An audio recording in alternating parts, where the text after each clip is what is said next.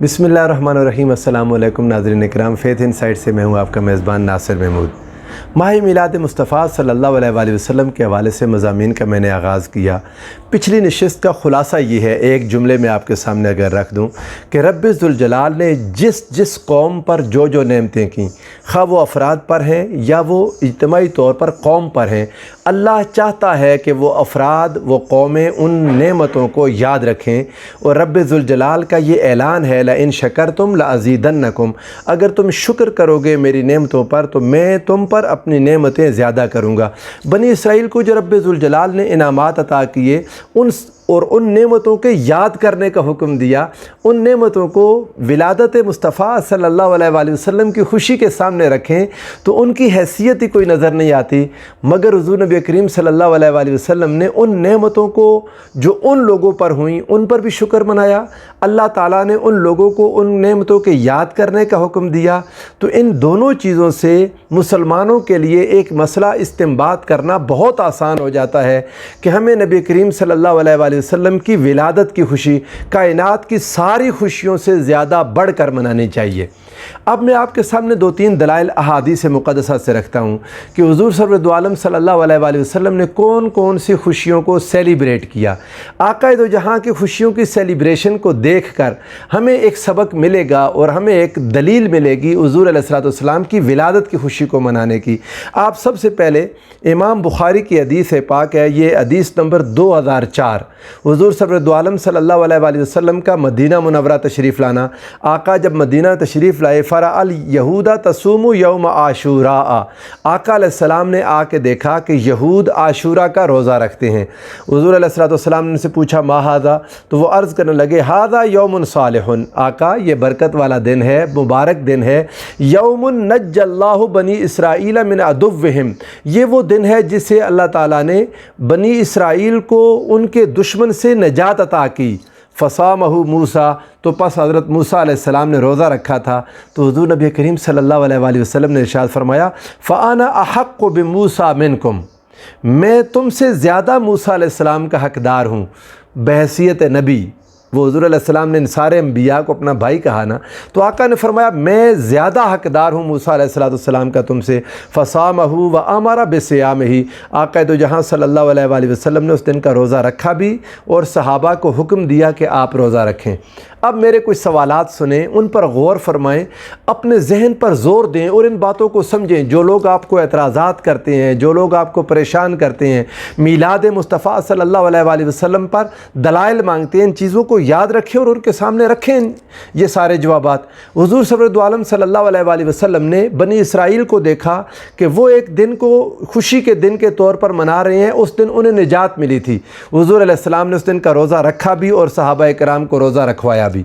अब आप मुझे ये बताएं, जिस दिन खुद रसूलुल्लाह सल्लल्लाहु अलैहि वसल्लम को निजात मिली कुफ़ार मक्का से, खा वो हिजरत का दिन ले लें या खा वो फ़तह मक्का का दिन ले लें, उस दिन को सहाबा ने क्यों नहीं मनाया? ये एक बात है फ़कत सोचने की। अगर बनी इसराइल को जो सदियों पहले निजात मिली थी, हुज़ूर अलैहिस्सलाम ने बनी इसराइल के मनाने को देखकर अपने सहाबा को भी मनाने का हुक्म दे दिया, मगर अपनी फ़तह के दिन को नहीं मनाया। आगे जाकर मैं बात करूँगा। हुज़ूर नबी करीम सल्लल्लाहु अलैहि वसल्लम ने इस तरह की सेलिब्रेशंस को अपनी ज़िंदगी में, चूँकि मकसद बहुत सुबलाइम था, बहुत आला था, बहुत अरफा था, बहुत ऊंचा था, सो इस तरह की खुशियाँ जो आज हर कौम मनाती है, अपना यौम फ़तह मनाती है, अपना यौम दिफ़ा मनाती है, अपने मुल्क के बनने का दिन मनाती है, यौमुल ईद उल वतनी मनाती है, हुज़ूर नबी करीम सल्लल्लाहु अलैहि वसल्लम ने अपने सहाबा को इन चीज़ों में मसरूफ़ नहीं किया। उसकी वजह यही थी कि हुज़ूर चाहते थे कि ये दीन इस्लाम को बहुत आगे तक फैलाएं, बहुत दूर तक जाएं। आगे जाके जब इस एतराज़ को लूँगा तो इसके तफसीली जवाबात दूँगा, लेकिन ये सवाल इसी वक्त अपने जहन में रख लें कि जब बनी इसराइल की निजात का दिन हुज़ूर अलैहिस्सलाम ने मना लिया, तो जिस दिन ख़ुद मक्का फ़तह हुआ उस दिन को क्यों नहीं मनाया? इसका मतलब ये है कि अगर सहाबा मनाते तो जायज़ था, सहाबा ने नहीं मनाया। अगर ताबीन मना लेते तो जायज़ था, ताबीन ने नहीं मनाया तब वो ताबीन मना लेते तो जायज़ था, उन्होंने भी नहीं मनाया। आज 1400 साल के बाद हुज़ूर की उम्मत में से कोई फ़र्द यौम फ़तह मक्का मनाना शुरू कर दे तो ये जवाज़ है उसका कि हुज़ूर अलैहिस्सलाम ने हज़ारों साल पहले हज़रत मूसा अलैहिस्सलाम की निजात के दिन को हुज़ूर ने सेलिब्रेट किया। اب یہ بات کہ حضور علیہ الصلوۃ والسلام نے روزہ رکھ کر سیلیبریٹ کیا تھا تو صرف روزہ ہی رکھنا چاہیے، یہ ایک وہ چیز ہے جو لوگوں کو دھوکہ دینے والی ہے۔ حضور سرورد عالم صلی اللہ علیہ وآلہ وسلم نے اپنے زمانے کے رواج کے مطابق اس دن کو امپورٹنس دے دی۔ روزہ کوئی رکھ لے سنت کے مطابق زیادہ ثواب ہے، لیکن اگر کوئی شخص اس کو سیلیبریٹ کرنے کا کوئی دوسرا طریقہ جو دین کے خلاف نہ ہو، کوئی دوسرا طریقہ جو دین کی کسی اصل کو بدلتا نہ ہو، اگر کوئی قوم کوئی علاقہ، چونکہ دین اسلام تو قیامت تک پوری دنیا میں پھیلنے والا دین ہے، ہر علاقے کے اپنے اپنے رسم و رواج ہیں، ہر علاقے کے اپنے اپنے دستور قاعدے طریقے ہیں، ہر علاقے میں خوشی منانے کے اپنے اپنے انداز ہیں، تو جو خوشی منانے کا انداز جس علاقے میں ہوگا اگر وہ دین کی بنیادوں کے خلاف نہیں ہے اور حضور علیہ الصلوۃ والسلام کے دین کو کی کسی سنت خاص سنت کو مٹاتا نہیں ہے تو خوشی منانے کا وہ طریقہ نہ صرف یہ کہ جائز ہے بلکہ مستحب ہے۔ حضور علیہ الصلوۃ والسلام نے اس دن کو اہمیت دے کر بتا دیا کہ اس دن کو اہمیت دی جا سکتی ہے اور اس دن کو اہمیت دی جانی چاہیے۔ آپ اس حدیث پاک کو امام مسلم کے پاس اگر پڑھیں تو حدیث نمبر ہے 1130، انٹرنیشنل نمبرنگ کے مطابق 1130، یہ 1130 نمبر حدیث۔ اس میں انہوں نے فتح کا لفظ استعمال کیا، وہ جو یہود تھے انہوں نے جواب دیا نبی کریم صلی اللہ علیہ وآلہ وسلم کو، ھذا الیوم الذی اظہر اللہ فیہ موسیٰ و بنی اسرائیل علی فرعون، یہ وہ دن ہے جس دن اللہ نے فتح عطا کی تھی موسیٰ علیہ السلام کو اور بنی اسرائیل کو فرعون پر، فنحن نصومہ، ہم اس دن روزہ رکھتے ہیں تعظیما لہ، اس فتح کی تعظیم کرتے ہوئے یا موسیٰ علیہ السلام کی تعظیم کرتے ہوئے۔ تو حضور علیہ السلام نے فرمایا نحن اولا بموسیٰ منکم فامر بصومہ، حضور نے فرمایا کہ ہمارا زیادہ حق بنتا ہے، پس حکم دے دیا روزہ رکھیں۔ اب موسیٰ علیہ السلام کو جو فتح ملی وہ ایک معجزے کی شکل میں تھی، کوئی اتنا بڑا وہ جیسے فتح مکہ کے لیے حضور علیہ السلام کو جد و جہد کرنی پڑی، جتنی جد و جہد صحابہ کرام کو کرنی پڑی، بنی اسرائیل نے اتنی جد و جہد نہیں کی تھی۔ جب اتنی بڑی جد و جہد کے بعد جو فتح ملی، حضور علیہ السلام نے نہ اس کو منایا نہ صحابہ کرام نے اس کو منایا۔ اس کی وجہ بنیادی یہی تھی، وجہ بنیادی یہ نہیں کہ ناجائز تھا یا منع، وہ ان کے سامنے زیادہ بڑا مقصد تھا اور وہ اس کے ساتھ چلتے رہے۔ مسند احمد بن حنبل میں جو حدیث پاک ہے، اسی دن کے روزہ رکھنے کی وجہ حضرت نوح علیہ السلام کی پہاڑی کا جودی پہاڑ پر لگنا، اس کو وجہ بیان کیا۔ حضرت ابو ہریرہ رضی اللہ تعالیٰ عنہ نے اس کو روایت کیا، حافظ ابن حجر اسقلانی نے بھی اس کو بیان کیا کہ اس دن نوح علیہ السلام کی کشتی چونکہ جودی پہاڑ پر لگی تھی، سو حضور علیہ السلام نے روزہ رکھا اور اپنے صحابہ کو روزہ رکھنے کا حکم دیا۔ اب اس کے بعد ایک اگلی بات ذہن نشین کر لیں، حضرت کعب رضی اللہ تعالیٰ عنہ حضور نبی کریم صلی اللہ علیہ وآلہ وسلم کے صحابی ہیں، اور یہ الاحبار ان کا لقب آپ کہہ لیں، یہود میں بڑے عالم تھے تورات کے، زبور کے۔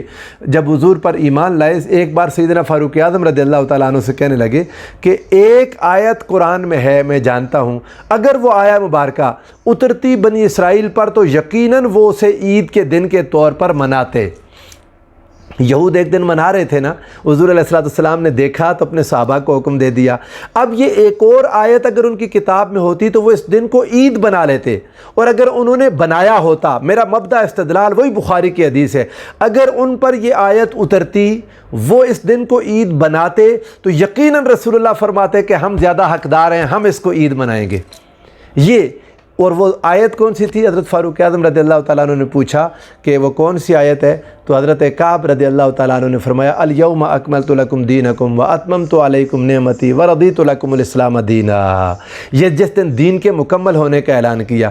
یہ قرآن مجید کی آخری آیت نہیں ہے، بعض لوگ سمجھتے ہیں کہ یہ آخری اترنے والی آیت ہے، یہ تو اتری تھی حضور علیہ السلام پر یوم عرفہ، اس کے بعد 2.5 مہینے آقا دو جہاں صلی اللہ علیہ وآلہ وسلم بقید حیات رہے اس دنیا میں، ظاہری حیات طیبہ، اور آخری وحی جو قرآن کی اتری وہ حضور علیہ السلام کے وصال سے صرف 9 دن پہلے اتری تھی۔ کبھی اس کو مضمون بناؤں گا انشاءاللہ، اس پر کافی ساری احادیث ہیں۔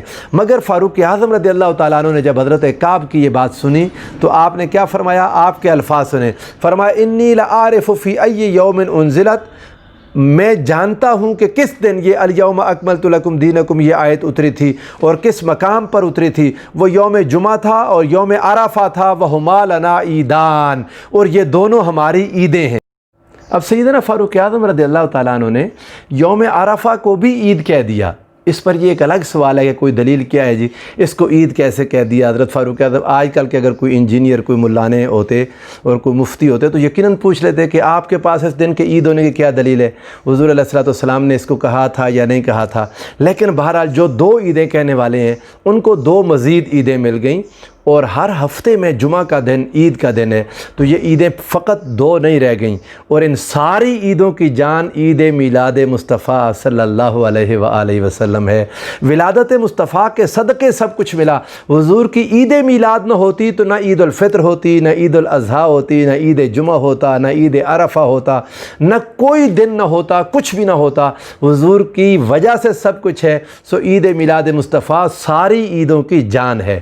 اب آپ کے سامنے کچھ اور دلائل رکھتا ہوں۔ امام بخاری نے کتاب الانبیاء میں ایک حدیث لائی، آپ اس چیز کو سمجھیں اور میرا مبدأ استدلال دیکھیں۔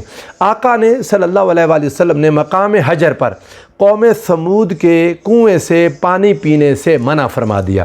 آقا علیہ السلام سن 9 ہجری میں جب غزوہ تبوک تھا، حضور نبی کریم صلی اللہ علیہ وآلہ وسلم نے سفر کے دوران 2 کنویں آئے، ان 2 کنووں میں سے ایک کنواں وہ تھا جہاں قوم ثمود کے لوگوں نے، ثمود والوں نے حضرت صالح علیہ السلام کی اونٹنی کو شہید کیا تھا۔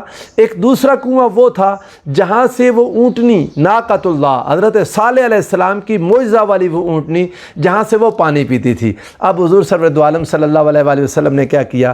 آقا علیہ السلام نے ایک کنویں سے پانی پینے کی اجازت دے دی، ایک کنویں سے پانی پینا منع کر دیا۔ اور آقا علیہ السلام حدیث پاک کے الفاظ ہیں، اللہ یشربوا من بئرہا ولا یستقوا منہا۔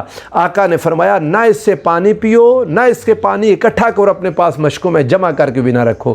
کچھ صحابہ نے آٹا گوندھ لیا تھا اس پانی سے، وہ کنواں جہاں انہوں نے شہید کیا تھا اس اونٹنی کو، جہاں ان پر عذاب آیا تھا، تو انہوں نے صحابہ کرام نے اس کے پانی سے آٹا گوندھ لیا تھا۔ معلوم ہے نبی کریم صلی اللہ علیہ وآلہ وسلم نے کیا کیا؟ آقا نے اس آٹے کو بھی پھینکوا دیا، فرمایا نہیں استعمال کرنا۔ وَأَمَرَهُمْ أَن يَسْتَقُوا مِنَ الْبِئْرِ الَّتِي كَانَتْ تَرِدُهَا النَّاقَةُ۔ بخاری و مسلم دونوں کے یہ متفق علیہ الفاظ ہیں۔ آقا علیہ السلام نے ان کو حکم دیا اس کنویں سے پانی لو جس سے اونٹنی پیا کرتی تھی۔ اب استدلال کیا لے رہا ہوں؟ میلاد مصطفیٰ صلی اللہ علیہ وآلہ وسلم منانے کے لیے آپ دیکھیں، اب نہ وہاں پر قوم ثمود تھی، عذاب ہوئے، ہزاروں سال گزر گئے، سینکڑوں سال گزر گئے، اور عرصہ گزر گیا، کوئی وہاں پر موجود نہیں ہے جہاں سے پانی اونٹنی نے پیا تھا۔ معلوم نہیں کتنا عرصہ گزر گیا، اب اس میں اس کی کتنی برکتیں موجود تھیں یا نہیں تھیں، مگر حضور سرور دو عالم صلی اللہ علیہ وآلہ وسلم نے اس پورے واقعہ کو اپنے ذہن میں رکھ کر صحابہ کرام کو اس کی یاد تازہ کروا دی۔ اور منانے کا انداز کیا تھا آپ ذرا غور فرمائیے گا۔ اس وادی سے جب گزرنے لگے، جس وادی میں ان پر عذاب ہوا، یہ اگلی حدیث ہے، امام بخاری نے اس کو نقل کیا، امام مسلم نے اس کو روایت کیا۔ حضور سرور دو عالم صلی اللہ علیہ وآلہ وسلم نے فرمایا جب اس وادی حجر سے گزرو تو گڑ گڑاتے ہوئے گزرو، روتے ہوئے گزرو، آہو بکا کرتے ہوئے گزرو۔ عذاب تو صدیوں پہلے آیا تھا، اب اس پر ڈر کی کیفیت اپنے اوپر پیدا کرنا، غم کی کیفیت پیدا کرنا۔ اب ایک خوشی جو صدیوں پہلے ہوئی، 1400 سال پہلے کی وہ خوشی، آج اس کو اپنے اوپر طاری کرنا، یہ حضور علیہ السلام کے اس عمل مبارک سے دلیل ملتی ہے۔ حضور نے اس غم کی کیفیت کو صحابہ کو اپنے اوپر طاری کرنے کا حکم دیا۔ اور اگر غم کی کیفیت طاری کرنا کوئی زیادہ مستحسن عمل نہیں ہے، کوئی فوت ہو جائے تو 3 دن کے بعد غم منانے کی اجازت نہیں ہے۔ اگر غم کی کیفیت طاری کرنے کا حکم دیا، ان پر جو عذاب آیا تھا اس عذاب سے ڈرنے کی کیفیت کو جب طاری کرنے کا حکم دیا، تو یقیناً انعام اور خوشی والی کیفیت طاری کرنا زیادہ حقدار ہے کہ اس کو اپنے اوپر طاری کیا جائے اور خوشی کا اظہار کیا جائے کہ خوشی ہے آمنہ کے لال کے تشریف لانے کی۔ اور جب خوشی ہوتی ہے تو خوشی آپ کے ہر عمل سے نظر آتی ہے، آپ کے در و دیوار سے نظر آتی ہے، آپ کے کپڑوں سے نظر آتی ہے، آپ کے چہرے مہرے سے نظر آتی ہے، خود آپ سے نظر آتا ہے کہ آج یہ بندہ خوش ہے یا نہیں۔ حضور کی ولادت مقدسہ کا دن ہو اور کسی شخص کے دل میں خوشی نہ ہو، یقیناً ایسا کوئی کلمہ گو مسلمان ہو ہی نہیں سکتا۔ حضور نبی کریم صلی اللہ علیہ وآلہ وسلم نے مزید صحابہ کو حکم دیا، فرمایا لا تدخلوا مساکن الذین ظلموا انفسہم، ان لوگوں کے گھروں میں داخل نہ ہونا جن پر اللہ نے جن لوگوں نے اپنے اوپر ظلم کیا تھا، الا ان تکونوا باکین، مگر یہ ہے کہ روتے ہوئے، وہاں سے روتے ہوئے گزرو، ان یصیبکم مثل ما اصابہم، کہیں ایسا نہ ہو جائے کہ تمہیں بھی وہی عذاب پہنچے جیسا ان کو عذاب پہنچا تھا۔ حضور صلی اللہ علیہ وآلہ وسلم نے رو کر گزرنے کا حکم دیا۔ کوئی صحابہ نے پوچھا یا رسول اللہ اگر رونا نہ آئے، فرمایا ان لم تبکوا فتباکوا، اگر رونا نہیں آتا تو رونے والی شکل بنا لو، کیفیت اپنے اوپر طاری کرنا۔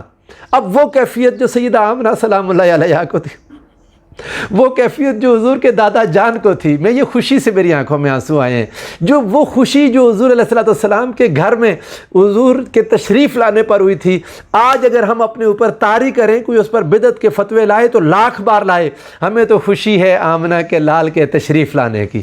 ہم حضور کی آمد پر خوش ہیں، حضور کی ولادت پر خوش ہیں۔ سو حضور کی ولادت کی خوشی میں جو جائز طریقہ جس سے اسلام منع نہیں کرتا ہم وہ کریں گے، اور ہمیں کوئی روک نہیں سکتا۔ حضور سرور عالم صلی اللہ علیہ وآلہ وسلم نے اصحاب فیل پر جہاں عذاب اترا تھا، وادی محصر، حضور سرور عالم صلی اللہ علیہ وآلہ وسلم نے وہاں سے بھی تیزی سے گزرنے کا حکم دیا۔ یہ وادی آپ کو پتہ ہے مزدلفہ سے جب منا کو جاتے ہیں نا تو راستے میں آتی ہے، اور مزدلفہ سے منا کو 10 ذی الحج کو طلوع آفتاب سے کچھ پہلے تلبیہ اور ذکر ادا کرتے ہوئے یہاں سے حضور علیہ السلام نے گزرنے کا صحابہ کو حکم دیا، اور آج ہی ایسے ہی کرتے ہیں۔ جب نکلتے ہیں اس وادی کے پاس پہنچے تو حضور نے فرمایا تیزی سے گزرو اس وادی سے، اور اللہ کے عذاب سے اس کی پناہ مانگو، کیونکہ یہاں ابرہہ اور اس کا لشکر تباہ ہوا تھا۔ ابرہہ اور اس کا لشکر جو اصحاب الفیل تھے، ان کے تباہ ہونے کی وادی محصر سے حضور علیہ السلام نے صحابہ کو تیزی سے گزارا۔ اور خود حضور علیہ السلام کیسے گزرے؟ سیدنا مولا علی شیر خدا نے صحیح حدیث میں انہوں نے روایت کیا کہ حضور علیہ السلام نے یہاں جب پہنچے تو اپنی اونٹنی کو ایڑی لگا دی، اور آقا دو جہاں یہاں سے تیزی کے ساتھ گزرتے ہوئے یہاں سے رخصت ہوئے۔ ناظرین کرام، کوئی غم کی کیفیت، کوئی خوشی کی کیفیت حضور علیہ السلام نے اپنے صحابہ پر اس کو طاری کرنے کا حکم دیا۔ یہ خوشی انسانوں پر طاری ہوتی ہے، اور اس سے انسانی نفسیات کے کئی پہلو ہیں۔ یہ کتاب میں آپ کو حضور شیخ الاسلام پروفیسر ڈاکٹر محمد طاہر القادری کی کتاب آپ کو ریفر کروں گا، پڑھنے کی عادت ڈالیں۔ اس میں تمام دلائل موجود ہیں، اور عید میلاد النبی صلی اللہ علیہ وآلہ وسلم منانے پر اس سے بہتر کتاب آپ کو نہیں ملے گی، دلائل سے بھرپور ہے۔ آپ اس کا مطالعہ کریں، اپنے گھر میں اپنی لائبریری میں رکھیں، خود پڑھیں، اپنے بچوں کو پڑھائیں، ہر چیز دلیل کے ساتھ اس میں موجود ہے۔ اور میں بھی اسی سے دلائل لے رہا ہوں، باقی کتب سے لے رہا ہوں، آپ کے سامنے رکھ رہا ہوں، مگر ترتیب وہی ہے جو اس کتاب میں موجود ہے۔ دلائل کے اعتبار سے ان کو یاد کر لیں، انشاءاللہ آپ اور آپ کی نسلوں کو کوئی میلاد مصطفیٰ کی خوشی منانے سے نہیں روک سکے گا۔ اللہ ہم سب کے حال پر رحم فرمائے۔ والسلام علیکم ورحمۃ اللہ وبرکاتہ۔